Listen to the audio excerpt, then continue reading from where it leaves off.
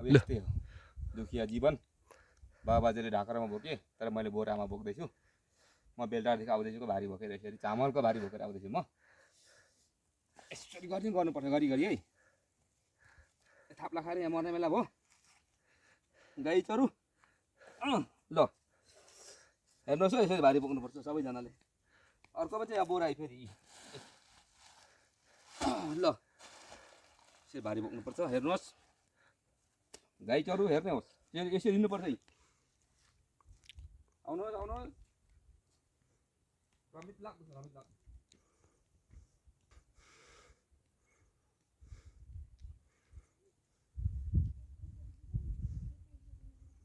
जाऊ न बुझ्नु।